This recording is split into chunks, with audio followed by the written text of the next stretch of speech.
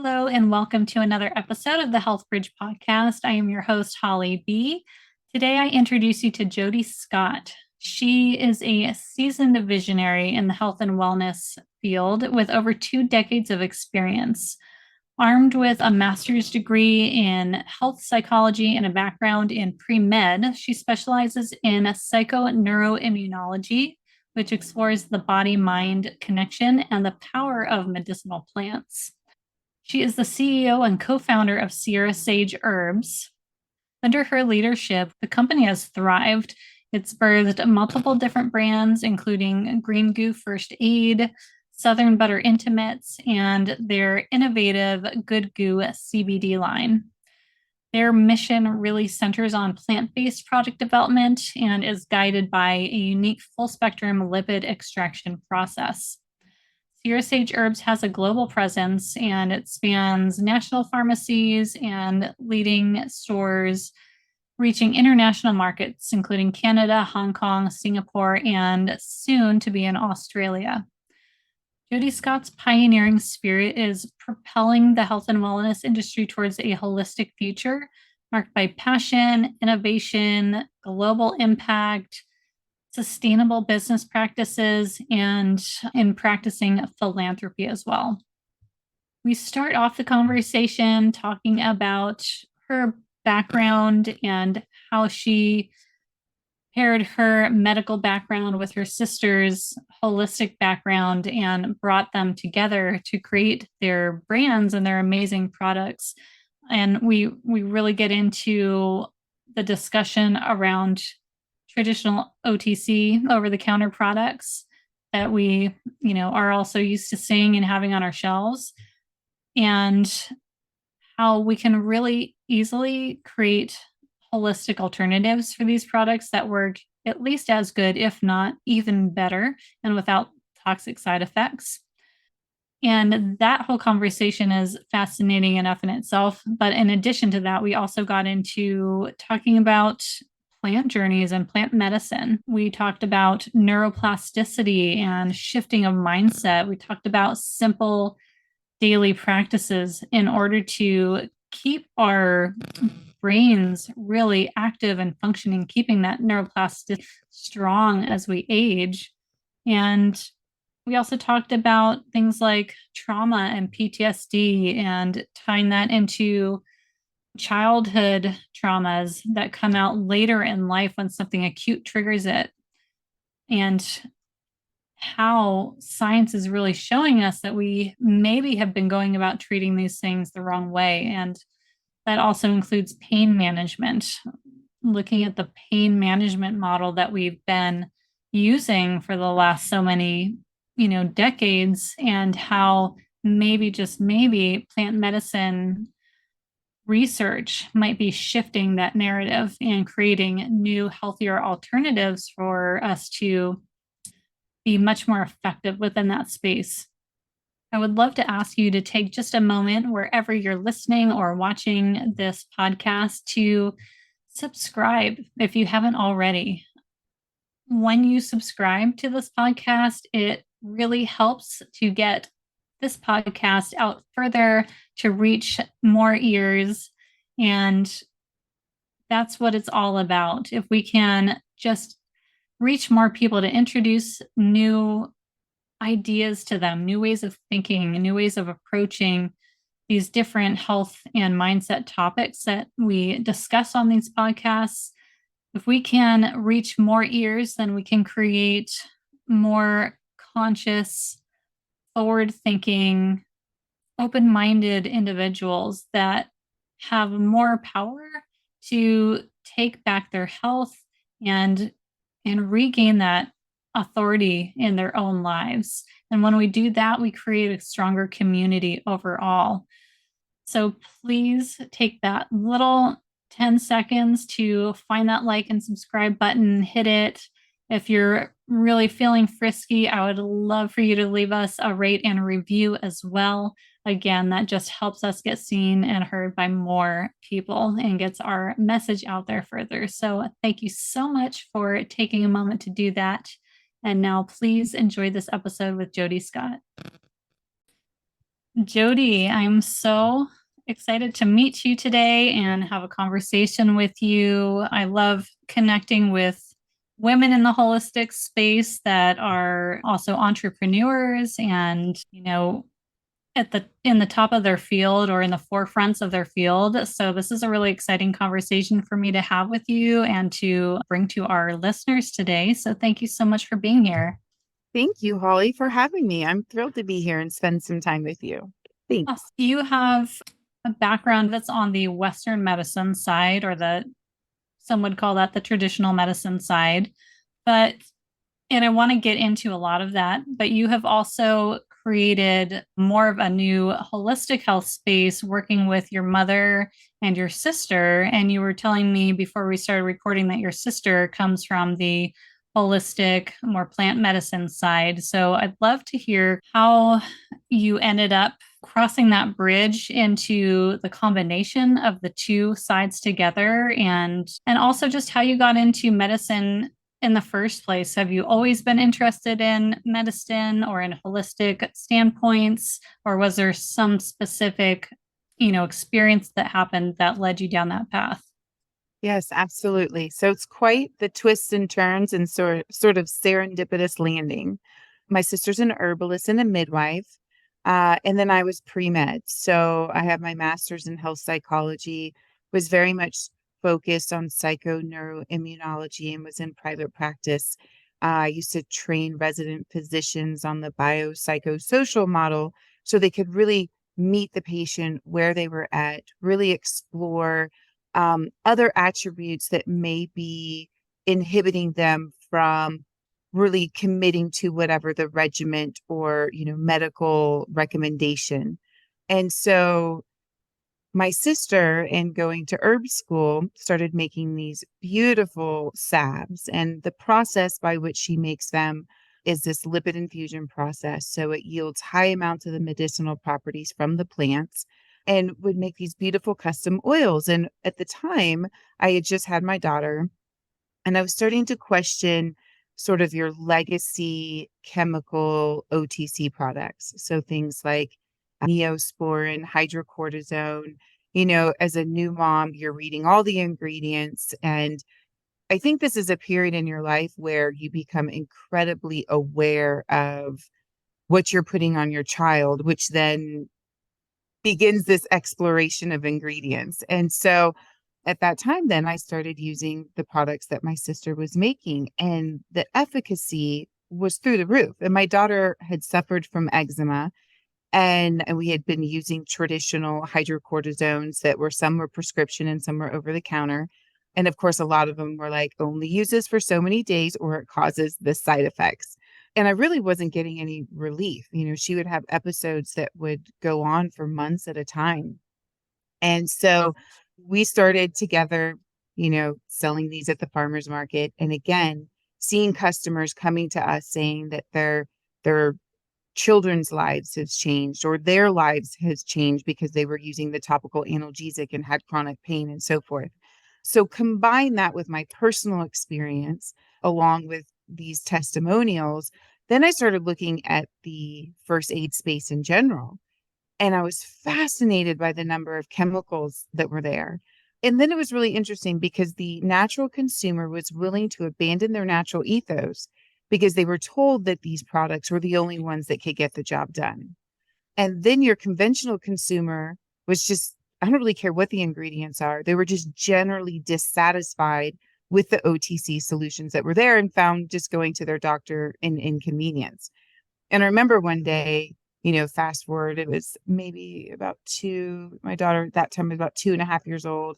And we still had not really even given our own products enough confidence that I could take my daughter off of these prescription medications. And we had gone to the park and she had an episode, a flare up, and the sunscreen that we were using went into her eczema flare up and she was crying. It stung. So we went home. I gave her a bath. And here we had our Green Goo dry skin formula sitting on the bathroom edge. And so I went ahead and, just salved her up. That's what we call it, salve up. And I thought, well, let's just go ahead and just go for it. And on Monday, we'll go to the doctor and maybe we need to do shots. And she was like, Mama, I feel better, and I was like, well, great, because we need to get to Monday. And so then she starts applying it. Like she herself was initiating putting it on. And of course, it's natural and it's clean. So I said, go for it. And I mean, by Monday, here we had a flare up that she had been dealing with for 6 months. And it was remarkably different, remarkably. She was comfortable. And I thought, okay, we have something really special with these products that we need to explore more. And that was a real pivot point for me to recognize we can make plant-based solutions that are just as good or if not superior to your legacy chemical products. And there's the consumers that are looking for it. And that product to this day has been used at Johns Hopkins in their scleroderma and skin condition department for almost 10 years. So it's been fun to challenge the efficacy of these traditional products and prove that the natural can work. Let's dive into that even a little bit more, because I was just chatting with somebody earlier today. She was asking me, she's been through her own health journey, right? And having to explore alternative therapies to Western medicine. And she was asking me, well, what's it like in San Diego? Is it, really knowledgeable and open to, holistic remedies or alternative remedies? I said, oh yeah, I'm, actually really lucky here. It's very widely used here. And she said, she moved from Portland, which also is very open, to Tennessee. And she said, I was really amazed that a lot of people don't know really anything about holistic health or alternative therapies. She said somebody was telling her, "Oh yeah, I'm into health. I drink diet soda and I watch what I eat," or something like that. And she was like, "That's not really what holistic health is." And we were just talking about this where, and I've seen it myself, it's like we just get so used to grabbing these bottles off of the shelves, like you said, the Neosporin or, hydrocortisone, all those different things that I grew up using. And we don't question it because it's just so common.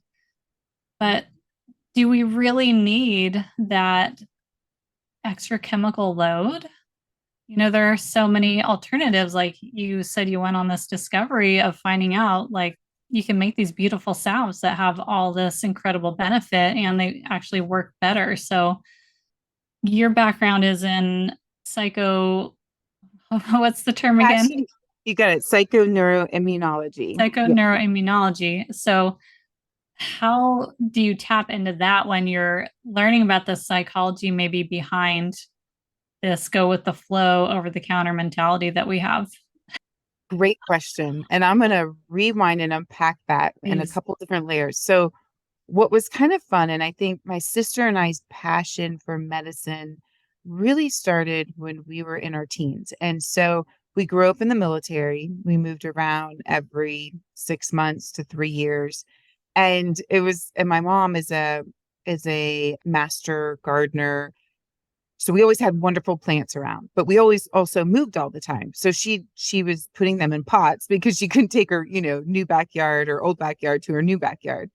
So every move, it was hysterical because we would have all these plants in the car, while we're driving, super annoyed, and then boxes of like beauty care products. And we'd be like, Mom, why can't this stuff go with the movers? We see why the plants are here, but why not all of these beauty products? She's like, well, they're flammable. The movers won't take flammable products. And we are like, so you put flammable stuff on you? Like, what does that mean? So my sister and I in the car, like reading ingredients, we're like, what is this word? What is petroleum? And then we're asking these questions while we're driving to the next place. And we're like, petroleum, like oil, like gasoline products, Mom, you're putting this on. So it was very eye-opening for us. And then being in the military, there's not access to your point of like, what is your perception of natural? What is your perception of a clean living? So, and most of the military bases are in fairly remote areas. So my sister and I would find the closest health food store, which was really uncommon, 15, 20 years ago. And we would drive these long distances to go get clean, natural food.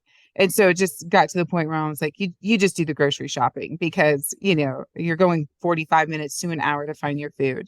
And then in college, we went to college in Austin, San Marcos, Texas area where the first Whole Foods was. So we got to work there for the first time and really see the emergence of health food stores and this like Whole Foods concept.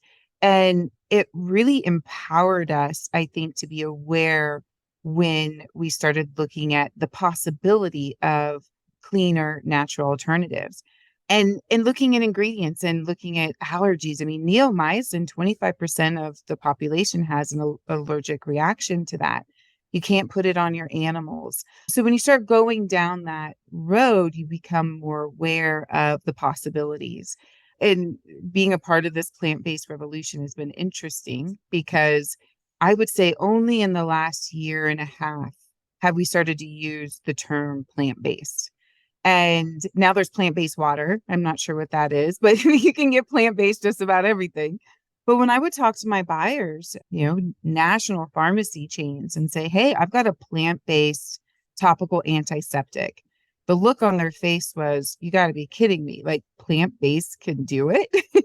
And so thankfully, the proof is in the product. You send the product with the buyer tries it, becomes a huge fan themselves, impressed by the efficacy, and then uses it.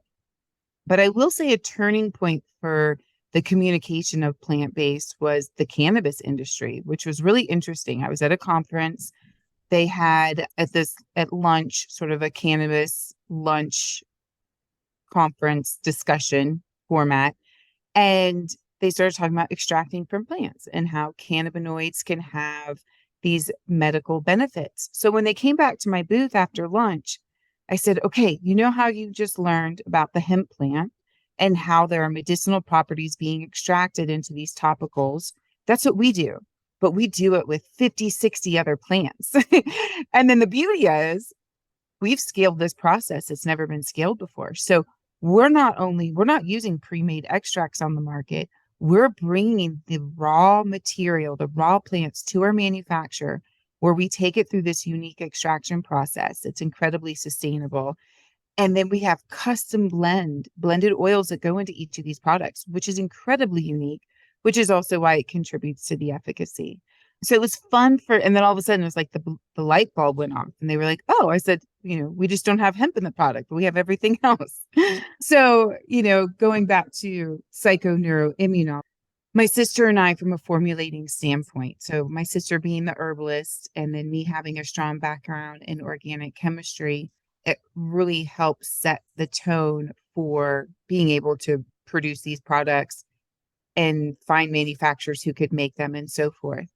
But the interesting twist in it, because we were so engaged in the mind-body interaction, the product development has another layer to it. So although, yes, we're looking at if you have a cut or a scrape, which herbs we want to put in there to offer the topical antiseptic component, slow down the bleeding, speed up the healing. But what else can we do for neurogenesis or neuroprotection? Because your skin is your largest organ, and your organ is connected to all these neurons that are connected to the rest of your body. And so whether it's an essential oil that we put in a product to, lift your mind. For example, we have a vapor rub alternative. So it's an alternative to like your Vicks vapor rub. And when you think about that product, you think that the majority of the people using that product are using it because they have a cold. And so they want to open up their airway. But when we started studying the market, we recognized that the majority of people that were using this product were actually using it as a sleeping aid. And there was sort of this common denominator that if you put it under your feet or you put it under your nose or your chest, that you're going to sleep better. Well, there's no sleep properties in this product. It just has the airway opener. So when we developed our vapor rub, we actually put in there antiviral properties because some people connected it with health and their immune system, but then also added sleep properties to it. And so I actually put that product underneath my feet every night before I go to bed. And whether it's psychosomatic or not, I sleep better. I mean, I do not go to bed without putting that under my feet. So our product development really is looking at the relationship, not just of the healing component of a wound or anti-inflammatory or eczema, if you will, but the relationship that the body has. And there's so much more science to support. For example, they use a term, and I think we can probably go with neuroprotective properties, but we'll call it that. A neuroprotective component of our body is anti-inflammatory.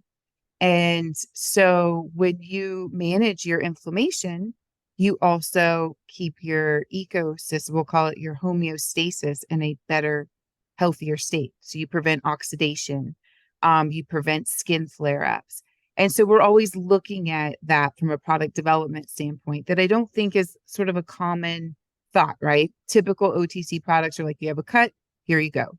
You have a eczema, here you go. And we really take a holistic, integrative approach to our product development.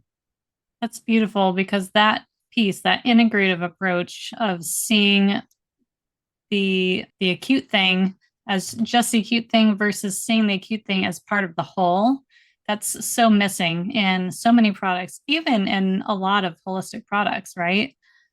There's a whole way of going about herbalism or supplementation where you say, okay, I have this problem. This herb is for that problem, or this vitamin is for that problem, but it's not looking at the bigger picture or what else is this herb used for? How else might it affect me? And therefore, is it still the right fit for that acute problem? So I think that's really beautiful that you're formulating with that idea in mind. Add to that, would that be Yeah. okay? Yeah. So here we've been making deodorant for a while. And, my sister and I, and there was sort of a common natural deodorant approach. You have your baking soda, maybe some arrowroot, maybe some essential oils, coconut oil. It's when you put it under your armpit, you have to hold it because the coconut oil takes a minute to soften and then you can swipe. So a lot of men don't like to use it because it tears their hair. And there's something about your traditional deodorants and the way they glide that you're just like, oh, that feels so much better. But there's a bunch of ingredients, not just aluminum. There's a bunch of ingredients in there that are kind of like, maybe that's not such a good idea. So my sister and I spent about 3 years reformulating. And we're like, okay, one, we want to meet the consumer where they're at. We all want the glide. We want it to slide. We want it to absorb well. We want it to work. We people clearly deodorant historically, we don't want to smell. But let's look at this a little differently. What else could we be doing? And we're always looking at the transdermal absorption on your body because there's different places in your body where you absorb more. Well, your armpit is one of them. Some studies show that you absorb like 60 to 70% of what you put underneath your armpit.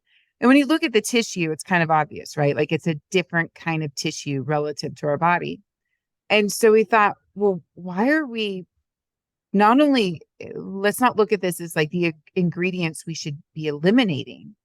Let's use this as a vehicle for the ingredients we should be adding to our homeostasis and our health and wellness. So we start packing it with like ashwagandha, holy basil, vitamin C, ginkgo biloba, and coming up with like different themes. But why not use this as a vehicle for more nutraceutical opportunities? And what was fascinating, the result that came from it was that your body didn't reject it in the same way. So here you find these deodorants, sometimes they make you sweat more, including, people will tell you with natural deodorant, you have to go through this detoxification period. But I almost challenge that because the deodorants we developed, it's like your body just is like hungry for it. So sometimes giving your body something that it needs and wants changes the reaction that we're used to having, or maybe it's rejecting it for a reason. Our bodies are pretty wise. That's interesting what you say. I would have never ever thought about putting in herbs for specific purposes through my armpit. Like I've never ever considered that as an option for benefit other than, smelling better, right? So that's such an interesting thing that you brought up and now my mind's going to spiral on possibilities there. But also I always assumed that the extra sweating when you switch from, say, a standard over the counter with aluminum antiperspirant to a regular deodorant is that your body is now basically allowed to sweat the way it should have in the first place. Is that also true? Well, I think, and you probably can feel this throughout the day, right? Stress levels, what you're eating, if you have other toxins that need to be released, hormones, like hormones can change it. So I think there's a natural amount of our body needs to utilize that space to let things go. But I think that with what we've been traditionally doing in terms of combating that, has created an imbalance there. And of course, we have so many lymph nodes there too that are being challenged. So I would say, I mean, to your point, there's a time and a place to sweat. So at least we're creating the space to allow that to happen, a vehicle to make it happen. But otherwise, it kind of has its own personality, we'll call it, in terms of like maybe you should feed it some things that it likes. I love it. I love it. Now let's talk about another portion of that over the counter stuff that we're so used to. You also, I don't know if it's the same company or with a different company, but you also make intimate products, correct? Do. Yeah. So tell me about all the chemicals that are in most of those products and how we can do better. Yeah. Well, it was funny because customers used to call in the early stages of our company. We would get these random phone calls of people saying, "Hey, we'd like to use your products for intimate purposes, our Green Goo brand. Is that okay?" And we were like, "Well, it might be okay, but I don't know that it's the best, but it might not be the worst." And it was also really uncomfortable. Like, and then the conversations became consistent. We continued to have inquiries, and then friends and family started coming clean. And we were like, "Oh, okay, we need to go look at this space." So my sister and I started investigating the sexual wellness category, and we found a lot of the same patterns that we saw in OTC. The natural consumer was willing to abandon their natural ethos because they thought that this was okay and this was the only solution. And then the conventional consumer was like, "Well, I'm just generally dissatisfied, but I'll use it." And I think too, it was an exclusive category. It was very like it wasn't an inclusive space, right? And we didn't see a lot of intimate products even at your conventional stores, which of course we do now, which is great. And so my sister and I said, "Okay, we can do better. We've got to look at these ingredients and just to think that like this isn't stuff that's just going on your surface of your skin. This is going inside of your body." And it was really focused on the act of sex itself and not what brings you to the bedroom or wherever, and not really looking at it from a sexual health and wellness standpoint. I mean, when we think about it, you moisturize your entire body, but you don't moisturize there. Why not? It's such a, again, another area of our body with very sensitive skin. It's different skin than the rest of our bodies. So it's also absorbing a lot of it. And so we went into product development. We made some really clean water-based lubricants, some body butters that can be used from head to toe, also for internal purposes. But then in addition to brought in essential oils that were, sometimes an aphrodisiac or, and everyone gets in the mood a little bit differently and also different times, right? Like sometimes relaxing is enough to get you in the mood. So we have, massage oils that are specific to relaxing. We have some that are like stimulating with like cinnamon and peppermint, and wanted it to be really inclusive. Like you can leave it on your nightstand and it brings everybody together. I mean, we even have a product called the backdoor bomb, incredibly disruptive. But just saying, "Hey guys, let's just all be talking about it and have a healthy perspective that we are these humans with sexual energy, and let's honor that." And what we found too is when you use these products more often, especially people who are premenopausal, postmenopausal, a lot of the products that are out on the market because of the chemicals, when you're dealing with your semi-permeable membrane with your cells, right?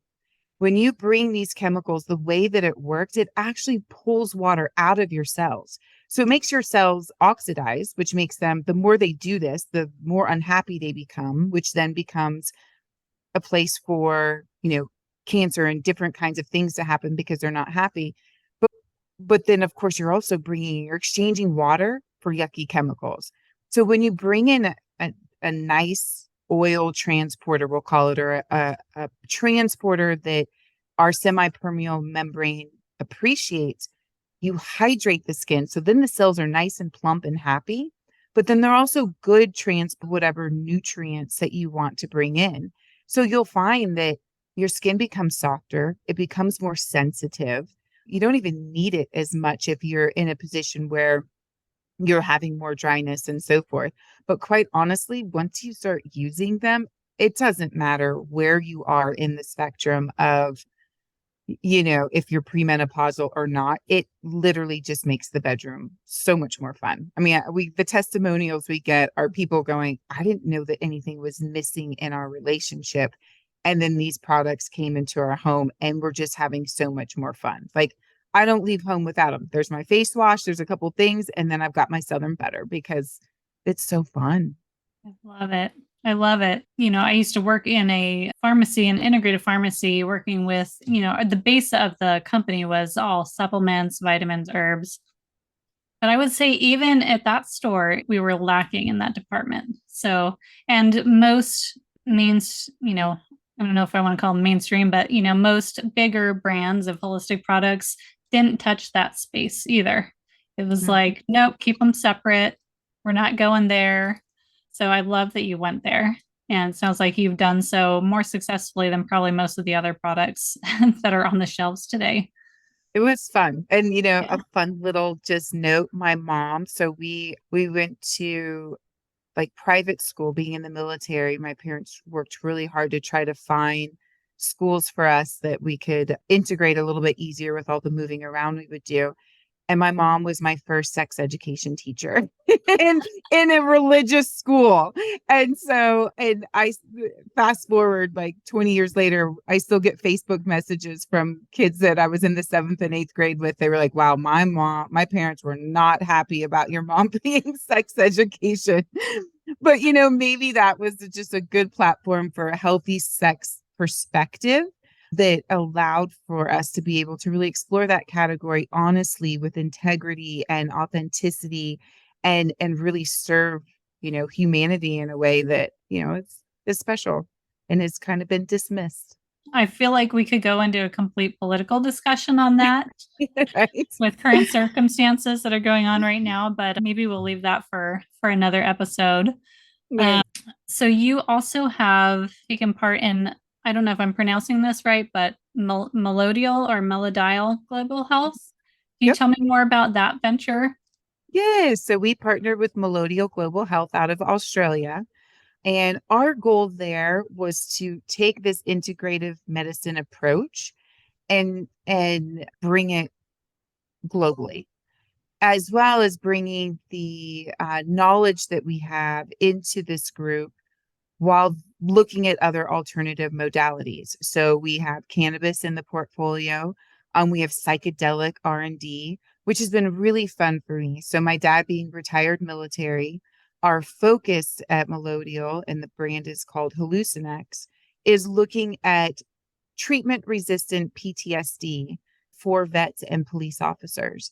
And the results are just incredible. I mean, absolutely incredible from, patients coming into this saying, if I could just sleep at night, then I have I've had some benefit. And maybe they didn't have any hobbies. They were overeating, over drinking, all of these other parts of their lives they've just kind of accepted, suicidal. And then they go through this psychedelic psilocybin journey.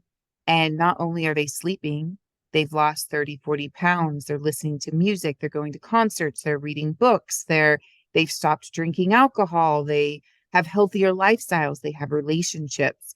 And so it has really piqued my interest in terms of the possibilities on the psychedelic side. And it kind of is full circle with the psychoneuroimmunology because the neurogenesis, the serotonin receptors, they're real results that we don't see. And I was at the MAPS event that was in Denver this May, and having the psychology background and going to some of the clinical trial reports, and we're seeing results with conditions that we have been challenged by for decades. Phantom limb, and being able to address that, cancer treatment and chronic pain. And I think we're even at a place now looking at how neurogenesis happens with the psychedelics, that we're challenging our original approach to pain and how we've managed it. And so really excited about this space and the possibilities for improving people's quality of lives. Yeah, you talk about pain management, and it's such a widespread issue these days with, fibromyalgia and, rheumatoid arthritis, all kinds of chronic issues. And I'm curious if you maybe can tease that out a little bit further as far as using potentially using this new, I'll say quote unquote new science. It is, coming out with new studies all the time showing that it has beneficial effects using plant medicine for pain management and for even just completely healing the symptoms. Yeah, I guess can you tease that out a little further with what you see potentially happening in the future with this as we keep going forward? There's so much to unpack there. So, of course, obviously, with the early stages of this research, it's pretty incredible. I think what we're seeing is how the pain in the human relationship has historically been treated is probably just terribly wrong. I mean, there's the argument to be made that when you take opioids, the more you take them, the more you're suppressing the pain, the more you're taking more opiates, and then you're addicted, and there's all these other kind of side effects. And there's something different happening with things like psilocybin and ibogaine that is changing the relationship. So for example, some of the recent work that's been done with ibogaine in terms of they would think that that the trauma that happened for vets was because of the trauma that happened while they were on deployment. And they're discovering that it has nothing to do with the deployment. It has to do with childhood trauma. And actually, they're able to find where that relationship, that experience impacted them in that sort of pain loop. Well, then you add that to things like autoimmune diseases and how we have developed our relationship with this disease, which then impacts the experience and the mindset. And there's something happening with the neurogenesis that is changing that relationship with the pain. And they're finding that there's even serotonin receptors in your gut, and that the psilocybin is not just changing the neuroreceptors and how they're engaging in your brain, but in your stomach and your gut. And of course, we're learning so much more about gut health and the relationship between your gut and mindset and depression and anxiety and pain. And so I think we're at an incredible shift in our medical industry by bringing some of these plants and the overwhelming research that and results that are coming from it that are going to change. They're going to change the medical books and how we do things. That's really exciting. I think you talked about trauma with starting in childhood with these people and it not getting triggered until they were in the military or in some sort of traumatic experience, like acute traumatic experience like that. And then it triggers the PTSD from childhood. So I think what I've seen a lot of with chronic health is also that there is a lot of, I think, oftentimes stemming from childhood, not always, but there tends to be a traumatic trigger there. And then these chronic situations start developing, or sometimes it, punches you in the face all at once, but it usually can be tied to some sort of traumatic trigger. So having psilocybin or these other plant medicines as a way of diving in a little bit deeper, maybe looking closer at that traumatic response or things that are, kind of stuck in your nervous system is really exciting. And I've had a few people on my podcast in previous episodes too that can speak to their journeys with plant medicine and just the incredible healing that has come out of it on so many different levels. So that's an exciting project, and I can't wait to keep learning and learning and learning as we go with this. I agree. And I think too, even how we do psychotherapy and how we've typically engaged over the last 100 years by bringing in some of the research that we're learning, it's really going to impact how we interact with our patients and clients to improve the time that we're spending with each other. I have an amazing coach that I just love. And one of the exercises he has me do is, okay, we operate so much in the limbic system. Everything that we do every day is feeding off of our survive brain. And how do we build the thrive brain, the sage brain? Because what we find is, and it's very interesting, the sage brain and how it's really symbiotic to what we're seeing with the neurogenesis and genesis and the psychedelics. So I have where every 3 hours I have to do what's called PQ reps. And I have to do these 2 minute to 12-minute exercises that develop different areas of my brain that help build your thrive brain. And it's and the results are real. I mean, what I have found, like this last month, I've slacked off and I can feel the atrophy. It's like working out, right? And you stop working out and you're like, oh, like I can see myself going to survive brain again. I can feel the limbic system taking over instead of sort of your Jedi, your ability to focus parts. And so I think that there's something to be said too in terms of the advancement of psychotherapy and these psychedelics and developing different areas of our brain that can actually improve and it's like physical, it's breathing, it's hearing, it's honing in on your senses. It's really phenomenal work that you can do on your own to build sort of that peace of mind and mind body happiness and balance. Can you give us an example of one of those exercises? So one of them will be, well, you'll sit for 2 minutes and you will focus on the furthest sound that you can hear. And you close your eyes and you just get into a couple deep breaths.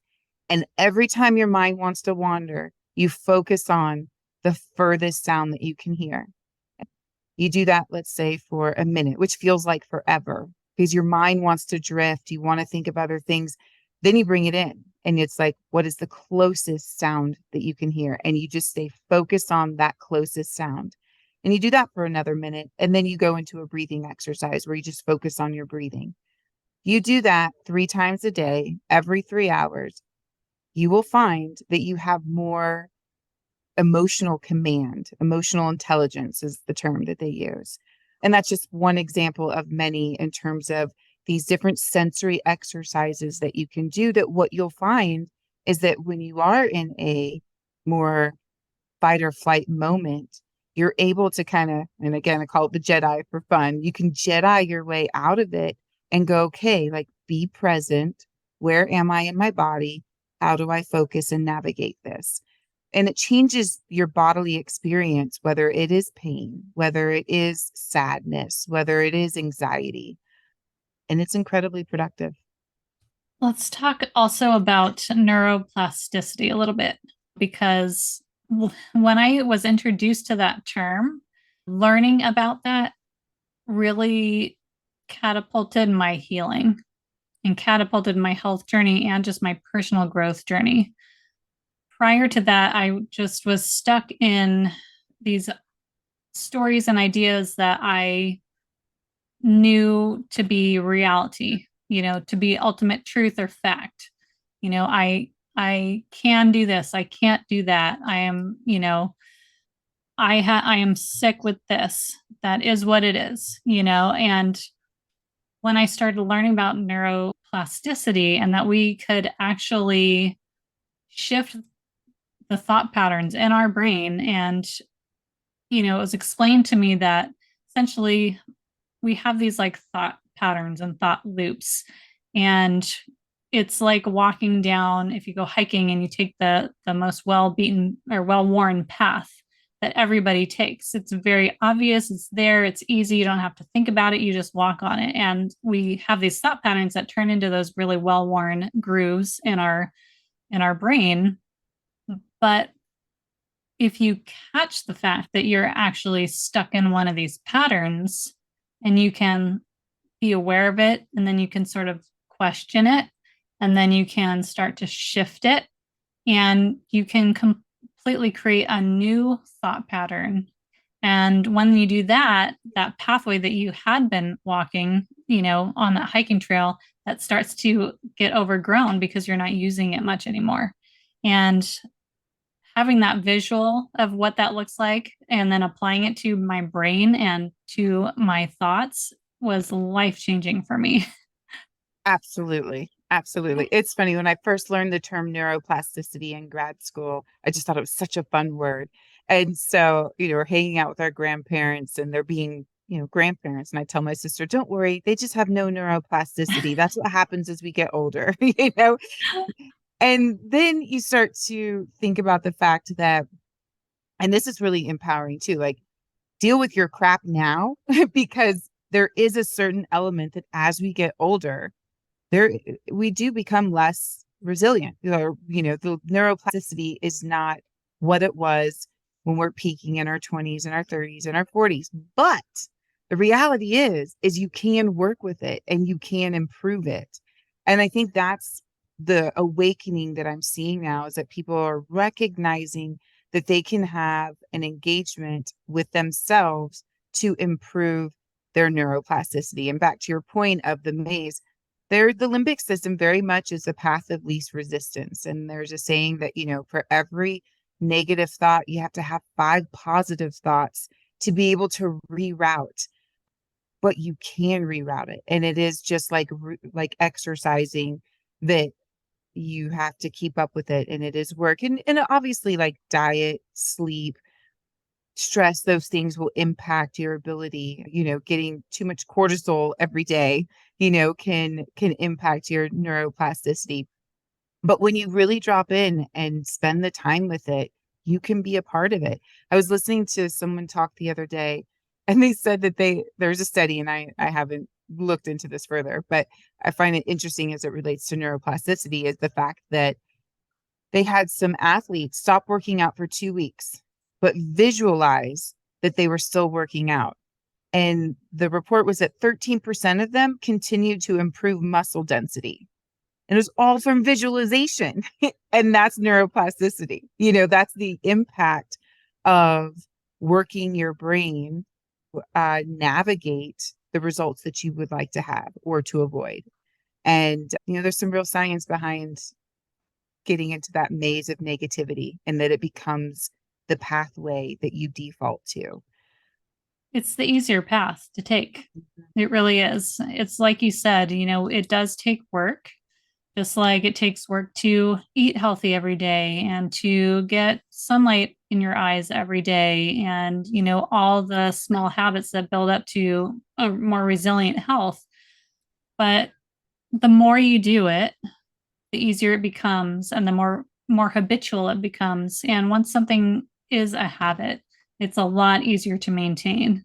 So it's a little more elbow grease, I guess, in the beginning. But once you can start recognizing like those patterns, it almost becomes a game. You start questioning everything, like, do I really actually, is this really the truth, or is this just what I believe right now? And it's almost, it turns fun, really. Yes. Or it can, if you let it. But And when again, you get the that's result, right? That's another mindset that we're implementing.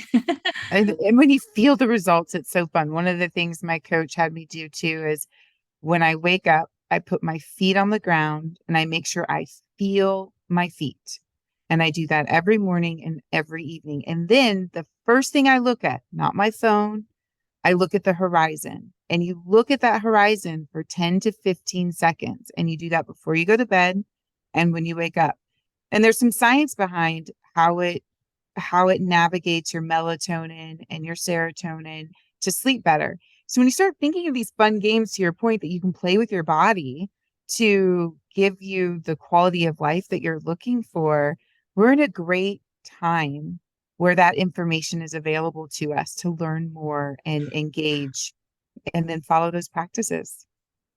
Yeah, I actually have those structured into the simplified morning and evening routines for my clients is, as soon as they get up in the morning, they go outside or they open a window if they can't get outside, and they get the morning light in their eyes as early as possible. But, whatever time you wake up, that works too. So you open the window, you look, like you said, towards the horizon and just get natural light in your eyes. And in the evening, right at dusk, get that light in your eyes again. And it's true, it triggers the different hormonal structures within the body, like, okay, it's time to wake up, okay, it's time to settle down and get ready for rest.